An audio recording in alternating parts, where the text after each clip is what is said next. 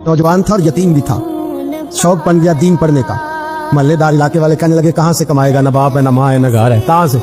हजरत रूमी कहते हैं नौजवान ने जंगल में झोंपड़ी लगा ली। वहाँ वो सुबह मदरसे जाता, शाम को जंगल में रहता, वहाँ अल्लाह अल्लाह करता, सबक याद करता। एक दिन बादशाह की बेटी रास्ता भूल गई, जंगल में आई सहेलियों के साथ, बॉडीगार्ड भी साथ थे पर रास्ता भूल गई। खोती खोती शाम हो गई, ऐसी खोई कि जब रात गहरी हो गई तो आके उस नौजवान के पास रुकी और चिल्लाने लगी। शेर के दहाड़ने की आवाज आती है, भेड़िए के बोलने की आवाज आती है। नौजवान अकेला, सहेलियां बिछड़ गई, गार्ड बिछड़ गए।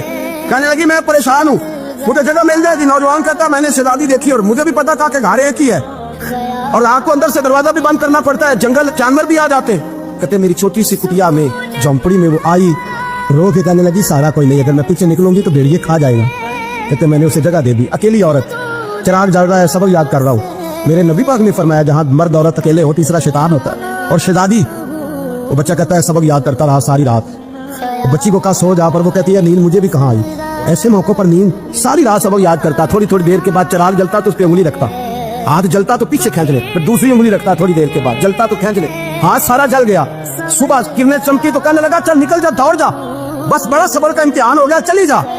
शहजादी बाहर निकली, सिपाही ढूंढ रहे थे। बादशाह खुद जंगल में निकला हुआ था, मेरी बेटी मिल गई। बादशाह तन्हाई में जाके कहने लगा बेटा मैं दुनिया को बताऊंगा कि मेरी बेटी खोई नहीं थी, सिपाही साथ ही थे।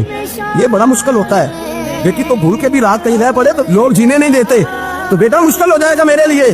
कहाँ थी? उसने कहा नेक नौजवान के पास। उसने कहा बेटा मैं तो तेरी बात मानूंगा पर दुनिया नहीं मानेगी। अगर उस नौजवान ने किसी को बता दिया कि तू उसके पास थी तो फिर लोग मेरा जीना मुहाल कर देंगे। बेटा मैं मर जाऊंगा, मेरी मजबूरी ये है कि वो कहीं राज ना उगल दे, वो नौजवान, उसे कत्ल करना पड़ेगा। औरत ने मिन्नतें की, उस बेटी ने कहा मेरे मौसम को मारोगे, रोई। और वो कहने लगा मैं बादशाह हूँ, मेरा अपना वकार है, मैं उसको छोड़ नहीं सकता। गिरफ्तार कर लाए सिपाही। वक्त तय हो गया सजा का। अकेले एक कारकोठरी में रखा गया, जो उसके खास इतबार वाले थे उनकी ड्यूटी लगाई। बादशाह ने बुलाया, तालिब इल्म आया। औरत कहने लगी, बेटी कहने लगी एक दफा तो बुलाओ ना, एक सवाल बस पर्दे में रह के पूछना है और फिर जो आपका जी चाहे, मेरे मौसम को मारना तो है, तो मर्जी आपकी।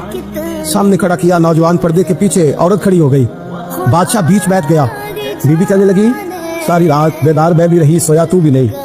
वो जो तू चिराग के करीब हाथ लगा के जलाता था वो समझ नहीं आई। नौजवान रो पड़ा, कहने लगा क्या करूं, मैंने रसूलुल्लाह का दीन पढ़ा है, क्या करूं, मैंने हुजूर का दीन पढ़ा है। मैंने पढ़ा है कि जानी को सबसे नीचे दोज़ख के सबसे निचले दर्जे में जलाया जाए, उसे जहन्नमियों का पीप और रेशा पिलाया जाए, कंद खिलाया जाए, ये रवायतें पड़ी हुई थी। थोड़ी थोड़ी देर के बाद शैतान मुझे कहता था बदकारी कर ले। मैं अपना हाथ उसी वक्त जब शैतान मशवरा देता तो मैं आग पे करता। मैं कहता अगर ये बर्दाश्त हो गई तो वो भी हो जाएगी। जब हाथ जलता तो मैं समझ जाता नहीं तुझसे तो ये नहीं बर्दाश्त होती, तो वो कैसे हो। फिर मुझे शैतान मशवरा देता कोई देख नहीं रहा तो बुलाने नहीं गया, खुद आई, मैं दूसरी उंगली लगा देता। मैंने हाथ जलाया और मैं समझ गया जब छोटे से चिराग की इतनी सी शमा की आग नहीं बर्दाश्त होती तो दोज़ख कैसे बर्दाश्त होगी। कहता मैं बाज आया। बादशाह ने ये कहानी सुनी, लफ्ज़ सुने तो चीख मार के रोया। कहने लगा तालिब इल्म तू तो मेरे नबी का सच्चा गुलाम है और मेरे रसूल के जो सच्चे गुलाम होते हैं उन्हें फांसियां नहीं दी जाती, उन्हें तख्त पर बिठाया जाता है। अब तुझे सजा नहीं होगी बल्कि मैं अपनी बेटी का निकाह तेरे साथ करूंगा और मेरे बाद इस सल्तनत का बादशाह भी तू ही बनेगा। अब वो नौजवान वहां नारे लगा रहा है, कहता लोगों तुम मुझे कहते थे दीन से क्या मिलता है, दीन से तो अल्लाह तख्त व ताज भी अता फरमा देता है। अगर नौजवान शर्मो हया वाले बन के रहे, अल्लाह सारी इज्जतें